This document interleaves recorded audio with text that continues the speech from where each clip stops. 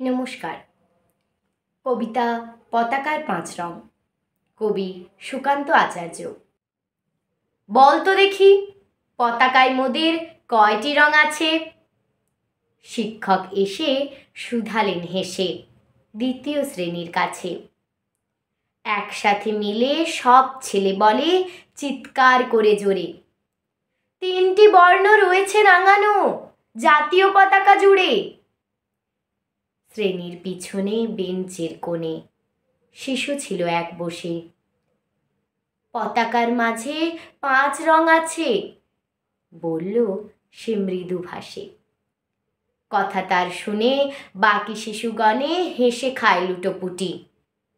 শিক্ষক রেগে বলেন হেঁকে, বোঝাও কি করে 5টি?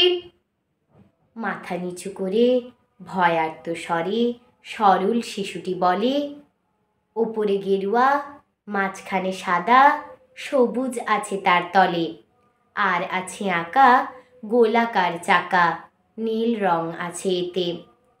শিক্ষক বলে, এটিকে ধরলে তবুও হচ্ছে 4টে।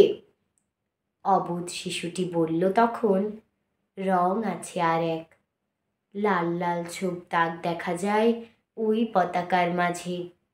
বাবাকে যখন আনলে ওরা কফিনের ঢাকা খুলে, জড়ানো রয়েছে দেহখানা তার পতাকা আর ফুলে।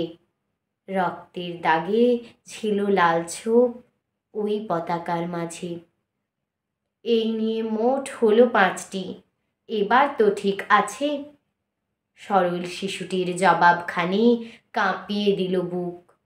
অশ্রু এলো নয়ন ভরে, শুকনো হলো মুখ। আজও যারা দেশের জন্য করছে বলিদান, স্বাধীনতার শহীদ সম তাদের অমর প্রাণ। হয়েছে স্বাধীন, পেরিয়ে গেছে 70টি বছর। দেশ বাঁচাতে যাচ্ছে যে প্রাণ, রাখছে কি তার খবর? নমস্কার।